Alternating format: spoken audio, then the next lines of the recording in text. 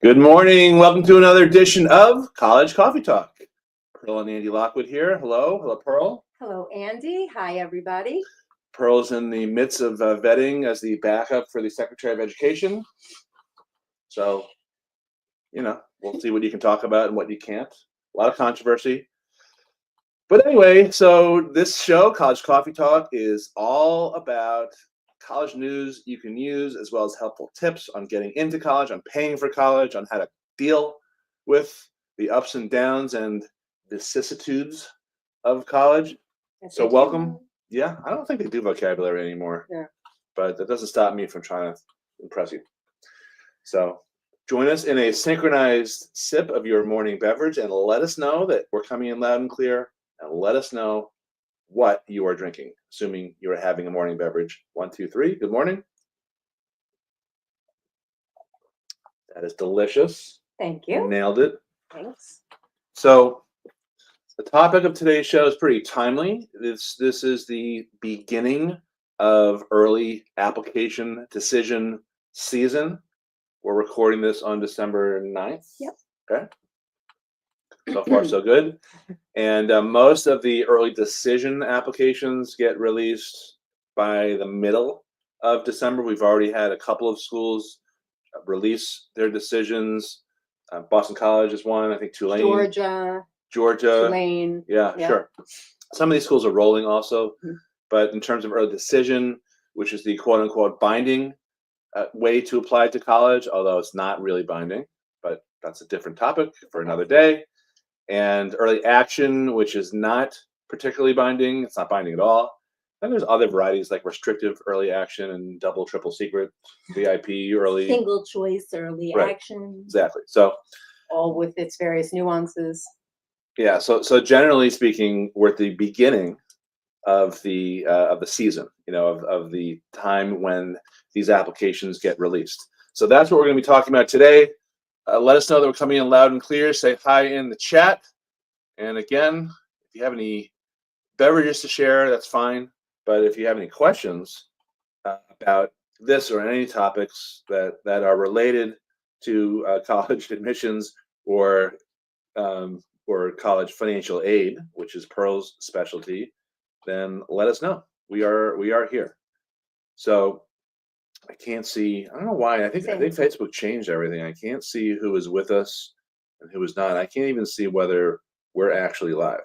I see that we are live.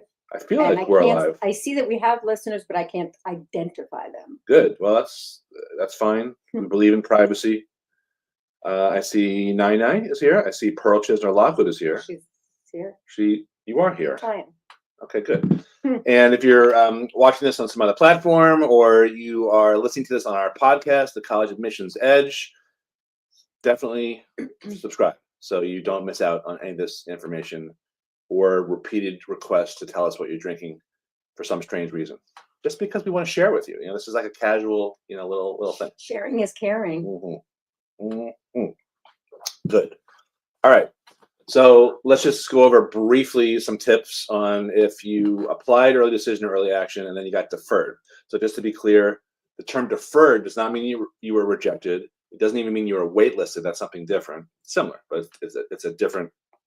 Could be similar. It's a different phase of the wacky up and down admissions process. So being deferred means they are going to hold off on deciding whether or not to admit you until all of the applications come in usually by March, beginning of April. Waitlisted, by the way, means at that time, March or April, if they're saying, okay, you didn't quite cut it, so we're going to put you on the wait list, but because we don't want to deny you and we expect some what they call melt, some attrition, some people who applied, got in, but don't go. So we're not talking about waitlisting, we're talking about being deferred. So the first thing to understand is that it's not a bad thing. It's not a good thing, but it's not a bad thing. You're still in it. And there's many reasons that people are deferred. One of which is what I alluded to before, which is that they want to know what else is, they want to compare you to what else is coming in. That's basically the core reason. But there could be other reasons too, such as they got so many applications that they didn't have enough bandwidth to review all of the early action or early decision applications. Usually it's the early action ones, not the early decision ones. Early decision, they do review all the applications and then decide. Early action, they may not be able to get to them. So colleges like Northeastern, for example, are inundated with something like 100,000 applications, and they bring it on themselves. So it's not like they're surprised by it. All this marketing, all these emails and texts and social media posts and brochures that come in the mail with kids of all sorts of races and colors and shapes, all smiling, outside, wearing shorts, even if the school's in like northern Minnesota. So that's all part of the marketing that they do to bring on themselves in order to get all these applications, because that's really the And application fees. well, that's true too. I think Harvard makes like $2 million a year in application fees, but a lot of schools. What's more important for schools is to get more numbers. That's sort of their name of the game, to get more and more applications every year, so that they can become more selective, which is an important point, because I think what's happening is at the more elite schools, they're relying more heavily on early decision to fill their classes, because they're still getting plenty of applications and people saying yes after they get admitted. But at the lower tiered schools that are not the super elite, top, let's say top 25 to 35-ish, 40, I think that they have more trouble getting people to enroll, because a lot of those kids are also applying to the Ivies. So if I were to make a prediction, by the way, we have to do our predictions Soon. webcast. Yeah. Got to bring out the old crystal ball and magic 8-ball. So and funny hats. yeah, I don't think they're funny. Serious hats. Don't demean my profession as a college psychic. Okay, so we got sidetracked. Note to self: admissions predictions, college admissions and financial aid predictions webcast. We'll kick that off during the new year. Yes, got it. Okay, so I think there's going to be more movement off of the quote unquote deferral list from those schools that are not in the top 25 to 40 ranked on the U.S. News and World Report. So I'm just doubling again my statement that don't think that this is the end of the world if you get deferred. And a lot of times there's no rhyme or reason, apparent rhyme or reason, to why you got deferred or why you didn't get deferred or why you got admitted or didn't get admitted, for that matter. But hang in there, because it's like Pearl says, it's like riding a surfboard. There's waves. You got to go up and down. Just hang on. Yeah. Right. I also wanted to add just one other possibility for why a candidate is deferred. And this is why we always stress how important it is to get your work done, your college application work done, the essays, the supplements during the summer, so that that work effort doesn't invade your fall semester senior year. Frequently, candidates are deferred because there's a little questioning in the candidacy, and they want to wait for one more semester of grades and grades to come in before they render a decision after that January ending of the first semester. So it is vitally important that that student really perform in overdrive, like it is the last meaningful part of the application. It could be more important, arguably, than 9th, 10th, and 11th grade grades. It could really hang in the balance in that fall semester. So just make sure you got to keep your foot on the gas during that fall semester senior year with your schoolwork, not just your preparation for the college application process. Yeah, that's a great tip. We're going to give a couple more tips on what to do, and then we're going to get into what not to do. Don't be that mom. Don't be that mom. Which I think should be the title of a new segment we do periodically. Yes, because there's a never-ending list of what you should not do. Yeah, probably in that helicopter and snowplow mom category. And you've already had your turn. Wow. Okay, maybe. That's not how they perceive it, right? So anyway, you definitely have to keep your grades up, because they could come into play. And I get that question a lot, sort of in the beginning of the fall, I guess, from our clients, like, do I have to keep taking AP Spanish, or can I drop it? Or she's not doing too well in Calc AB, or I'm sorry, Calc BC, should she drop to Calc AB? And my answers are always, no, this is not the time to, like Pearl said, take your foot off the throttle. This is the time to just suck it up and plow through for another 3 months, because those grades could come into play if you're deferred or I guess waitlisted too, but really deferred. And by the way, don't let your own fear stop you. Don't rule yourself out altogether from some difficult course, especially if you are plowing that way through on your academic Right. path. We have a candidate who, thankfully, it was early enough on. It was during the summer. He is shooting for the stars, shooting for the very competitive schools. And he said, well, there's this really hard math. You'll be more familiar with it. A math AP class that I'm kind of intimidated, and I don't think I'll do well. Maybe there were 2 APs that this student wasn't taking because he was afraid that he couldn't compete at that level. We're like, okay, but if you don't compete at that level and take those classes, you are immediately downgrading your candidacy, because you are applying to, we're not telling you, you don't have to apply to those schools, but if you're applying to those elite schools and without these 2 AP classes, just keep in mind that everyone you're competing with who's going to get in will have those AP classes and have done well in those classes. Anyway, so this student was nervous and decided, we were like, he was like, really? And we're like, really? You don't have to go for that school, but just understand what that means all in. So in this case, he actually went ahead and took the classes. Right. He's He's kicking butt. He's getting A's in those classes, and he had such self-doubt. And I'm so happy because he is applying to those schools, and hopefully he'll get in. But he certainly gave himself the leg up by facing his fear. Yeah. Now, it took me a while to figure out who you were talking about, but then I remembered it was over the summer. Right. And the gist of it was he was going to be putting himself at a competitive disadvantage by not going for it. And I said, like you said, if you see yourself competing at that level, you don't want to apply with one hand tied behind your back. You want to make yourself the most competitive candidate that you possibly can be. Plus, he didn't strike me as the type of kid who wasn't going to do well in those courses. Right. So that's a big part. And that's usually the case too. Like people who see themselves applying to those upper echelon schools are not the type who fall down typically on the actual work they have to do, because they see themselves that way, which is much more important, by the way, than where they actually get in. That's for sure. Yeah, that's another topic. So we're talking about tips if you get deferred, and then we're going to talk about what not to do. If you have any questions, lob them in. Good morning to Ann. Good morning to MD. Good morning to Thomas. 1.5 pounds of chicken breast, cup of heavy cream. Oh no, that's my recipe. Are you eating that for dinner? Yeah, it's a recipe I'm trying later for low carb, slow cook. Sorry, I got sidetracked again. Yeah. That's funny. It was funny. Okay. All right, so let's talk about the letter of continued interest, the loci, or Loki, not the Marvel guy, Thor's foil, but letter of continued interest.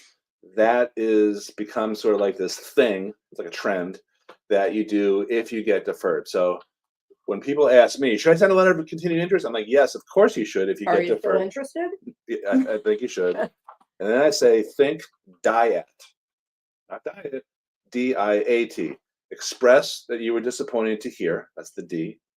Inform them that you're still very interested in attending. Express is an E. You mean express disappointment is the D. Express D, disappointment. Okay. Can we not do this on the air? We went over this like 20 times. I know, but when you start with an E, but the acronym starts with a D. Express disappointment. You try making an acronym. Inform them that you're still very interested. That's the I. Update them on accomplishments and accolades that you have received periodically.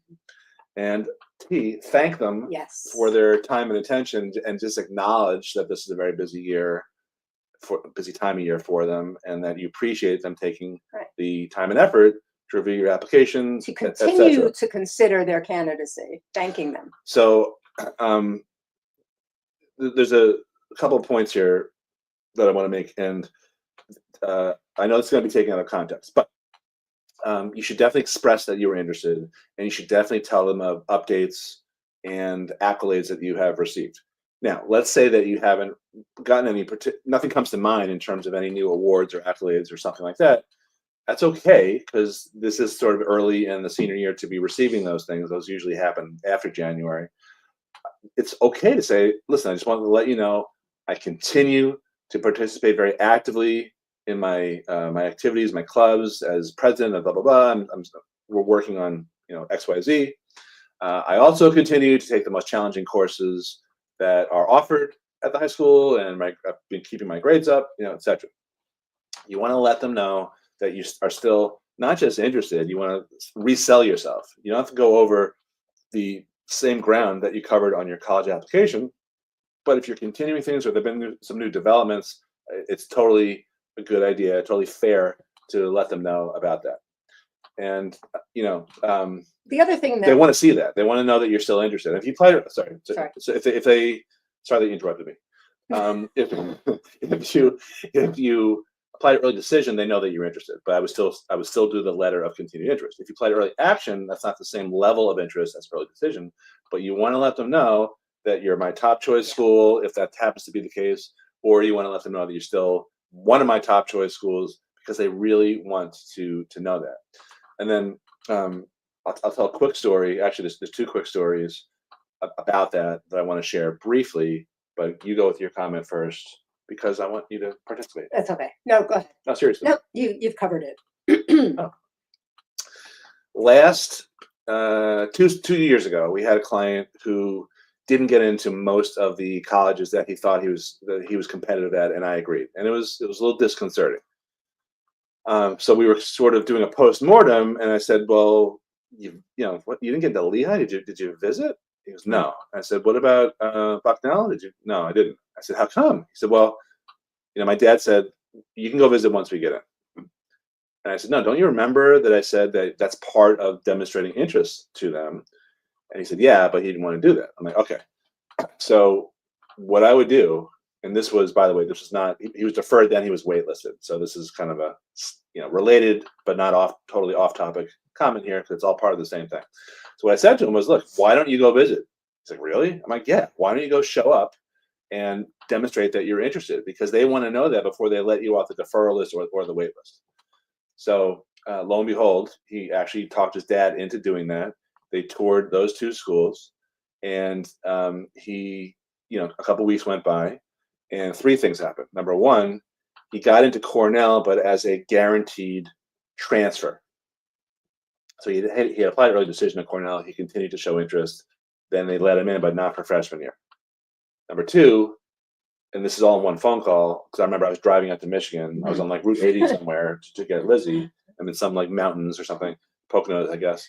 And he said, "You're not gonna believe what happened. I got two calls on the same day, one from Lehigh, one from Bucknell, from my admissions officers, and they each admitted me on the same day." I was like, "That's kind of weird, but that's awesome." Yeah, but he did visit them on the same day. So he gets into both, and he's got this guaranteed transfer option at Cornell. And long story short, he went to Bucknell. He where he said one of the things he liked about Bucknell was he thought that everyone there was like gorgeous, like models, right? And he wants to be a plastic surgeon too, so I think he's got kind of that aesthetics orientation. So he did really well at first semester at Bucknell. We started chatting a little bit about helping him with the transfer application, because he was guaranteed to get in, provided that he hit his minimum GPA at Bucknell, which he did. And then about a week later, he's like, "You know what? I don't want to transfer. I'm having such a great time here." So he ended up sticking at his safety school, a school that was way down on his depth chart, because he saw himself competing at these higher levels. And I thought that was really cool.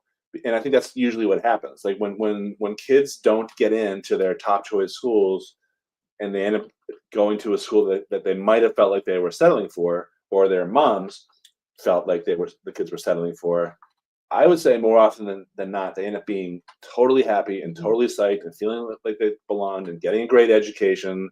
And I think in this kid's case, his name is Jack, he will go on to medical school. There's a very good chance his GPA will be higher at Bucknell than it would have been at Cornell. And it matters where you finish. What? Oh, I tricked you.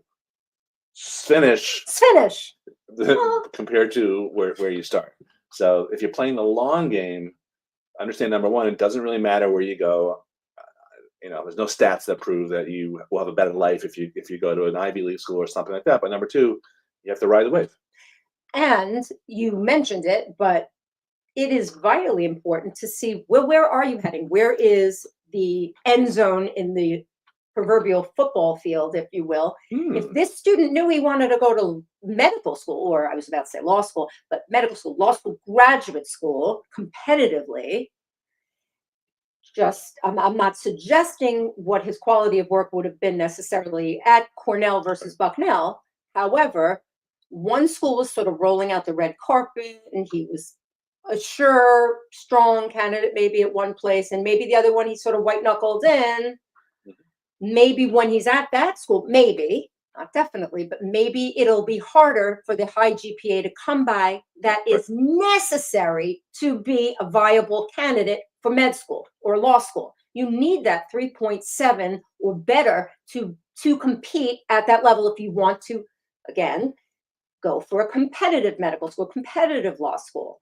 So if that is your end goal, and maybe you're prioritizing that over the network of people specifically at a college undergraduate institution, if that's the end of the road for you, there are all different reasons that people choose certain places, but that is a very important consideration for the student who is graduate school bound. Yeah, and that's why we always say it's about the 40 years, not the 4 years. You got to play the long game here. The other quick story I had was a little certain young lass who didn't get into the law schools that she was hoping to get into, and she got a little nervous. This was 2 years after she graduated college. Yeah. So she put on possibly her only business suit and hustled her way into the admissions office at St. John's University Law School to do you know who this is? Sort of starting to sound familiar. Okay.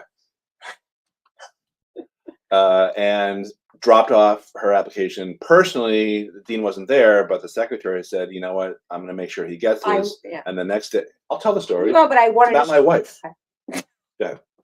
What I witnessed her do, I literally got all dressed up and I made sure I looked really presentable and professional. What happened when I did it out of desperation. Nobody told me to go do this. It wasn't a pretext. I was just like, I have to get watching in. College Coffee Talk? I wasn't. Huh. I was just like, I gotta convince them. I gotta advocate for myself. I'm going to try to go to law school. Let me see if I can advocate for myself. So I literally went down, and I think at the time they were in this trailer Yeah. because they were building whatever, Yeah, right. a different admissions building. So I walked in, and I literally, as I'm having this genial conversation with the assistant to the dean, who was going to hold my candidacy in his hands, she opened this tremendous, and I get this doesn't exist nowadays, but a huge file drawer, and picked my file up out of the masses. That's what that did. So you'd already applied, but you just brought your resume? What I did was I had already applied. Okay. I'd already applied. I had done a project. I was doing an internship or something. Or I'd done something that was something that I could show. I don't want to say the word pretext, but it doesn't matter really what it is, the area of honors you've received or work you've produced, whatever it is. It was some work I had produced in the few years before I went to law school after college, that I assembled together in some kind of presentation mode to have a reason to go there and say, hi, thanks for still continuing to consider my candidacy. I had this new update I wanted to bring to your attention. So I came here to show you because I really want to go to your school. And I watched this woman take my file out of a huge file drawer. And the next day I was admitted. He called you? He called me, right. Yeah. That's awesome. So, yeah, by the way, I never would have done anything like that. Yeah, that's awesome. Front of the class, the back of the class. Exactly. Somehow we met in law school anyway. Okay, so let's. I see a question coming in, but I want to make sure we have time to cover. Don't be that mom. So take it away, Pearl, from an undisclosed mom's chat. Right. Somewhere on the internet. All right. Here we go. Don't be this mom. Just don't be that mom. Don't be that mom. Or this mom too. Well, this mom who I'm about. This mom? No. Or this mom. Everyone should be this mom. Ready? Waiting to hear back from my son's first choice school is stressful. I'm worried I may have helped him put all his hope in one basket, even though he is a strong student. Helped him. I made the mistake of researching when dates for early decision release and entered a Reddit stream of complaints from strong candidates, waitlisted or rejected, despite their credentials. Should I lay the groundwork for the possibility his journey won't be decided this month, or keep his hope alive? I welcome advice from those parents who have been through it. I don't want him to freak out any more than he has, but I also don't want him not to be prepared if things don't go his way the first time around. Ever in his life. Yeah. Well, where do we start with that one? No. We start with a no. Resist. No. Yeah. This is too much pressure. Mom, you are way too involved. You think this And this is not helpful for your kid. You're making them feel like it's get in or we're going to sit Shiva. I mean, or bust. Was this from a Jewish moms group? Possibly. Okay. Yeah, I'm having a hard time processing this, even though you read this to me last week. And if whatever advice you gave her, there's no way she would take it, because this is just the latest in 17 years of helicoptering and snow plowing.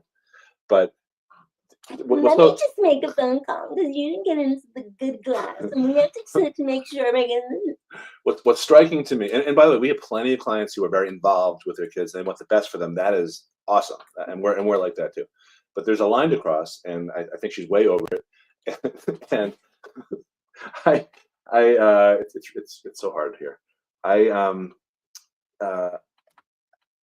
think she is the classic snowplow mom who, like I said, has been doing this her whole life. She can't let her kid fail, right? There's that, No. you gotta let your kid fall down and skin your knee or something like It almost that. seems like she's talking about managing her own expectations. Almost, right. She's definitely got her own self-worth tied up in that.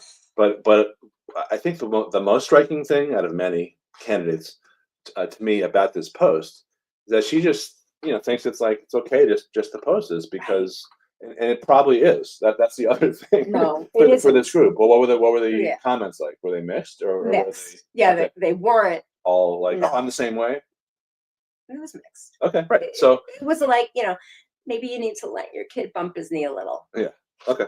So anyway, so if you're like that and you're watching this, take it to heart. I don't think that's the case with people who watch this or listen to this.